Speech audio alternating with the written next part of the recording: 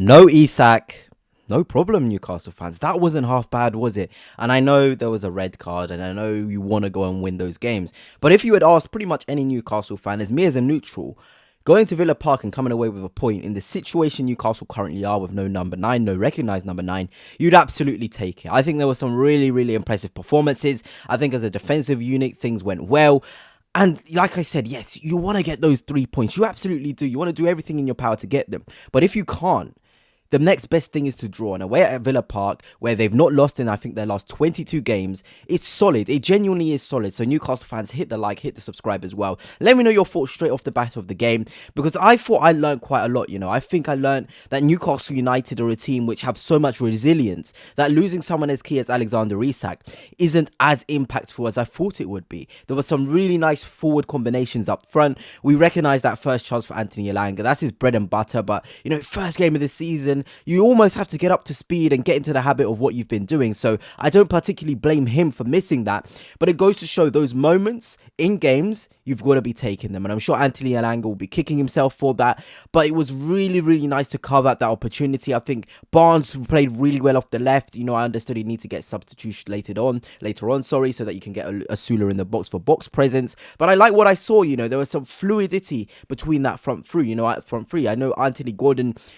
maybe didn't have his best game from a lot of Newcastle fans I've talked to, but he was relentless. He had to lead that line, he had to hold the ball up, he had to connect the play. It's a lot to ask for from a player who's predominantly from the left wing. I know he's played false nine before, but that's different. There's not much sort of, in the first game of the season with the pressure. It's a different environment to be playing number 9 as he's used to. But I think he coped pretty well. He was always making runs. There were some really intelligent runs I saw from Anthony Gordon, stretching the Aston Villa backline. And there's a lot of times where he dropped deep, allowing those wingers to go from the left and to the right. That is very, very important for Newcastle without a number 9. You've got to have your number 9 come in, drop, and create space out wide. And that's what I saw from Anthony Gordon. And in the middle, players like Tonali, again, showing their quality. There was some really, really nice ball wins that he did. And some nice passes between the lines, which was really, really well received by the front three. I also saw some lovely stuff from Bruno Guimaraes. I think he was almost over trying, feeling he had to take on most of the creativity burden, having to take most of the responsibility on because there's no Isak. But, you can only feel positive because if a Wissa and a Jacob Ramsey comes in, you feel as though that there won't be this sort of onus on Bruno Guimaraes to take so much responsibility. Like towards the end, I think he should have shot that one before, sort of splitting it into a Sula. But you can say that if it had worked, you'd have been giving him a round of applause and being like, yeah, this is the quality of Bruno Guimaraes. But I liked what I saw. I genuinely did. There was also that lovely, lovely piece of skill from Elanga to receive the ball and drive and then play Anthony Gordon in, which was leading to that red card for Konza, which was 100% a red card. I remember seeing it and I was just like, every single day, if you do not send him off, then something has gone horribly wrong. I have no idea why he pulled Gordon down. I think I would have bet a lot of money for Gordon to go through and up scoring that chance. That is just the sort of player Gordon is. When he's 1v1, he's quite clinical. There's only a few opportunities, a few times where he doesn't take the opportunity and he doesn't score. But I genuinely was quite impressed. Dan Burn defending up against Watkins in the channels, defending against Morgan Rogers as well. The challenges he put in. There's a lot of talk about the new two, Botman and Malik Thiaw. But that was a performance which showed the old heads still got it. New season, you can't replace the old heads with experience. I think Big Dan Burn was just absolutely incredible. Genuinely was. The way he was running across the pitch, the way he was sort of defending the box, the way he just stood his ground, it was unreal. Shout out to Fabian Schär as well, who I think had a very, very good game too. But the way Dan Burn just takes responsibility in this Newcastle team, I have so much respect for him. I think he's just a really, really good defender. And a lot of people are always like, why is Dan Burn in the England squad? I think performances like today, when you really needed your Newcastle boys to step up, he did so. He genuinely did so. And I was really impressed to see that. I think Tino Livramento again was top today. There's a lot of talk about Manchester City and when he leave. No, this is a guy you tie down. He's the youth. He's got the experience as well. But my word, does he know how to defend 1v1. I hardly saw anybody get past, Tino Livramento 1v1. And we know the amount of pace and power that the Aston Villa team has. The way Livramento stood his ground was incredible. There was times he was 1v1 against John McGinn, who uses his body so well, but he stood strong. He did what he needed to do. And that's all you can really ask for. And I think on the other side as well, Trippier looked pretty steady. Some lovely balls into the box. It was one of those performances where I looked at Newcastle United and I was like, there's a team here.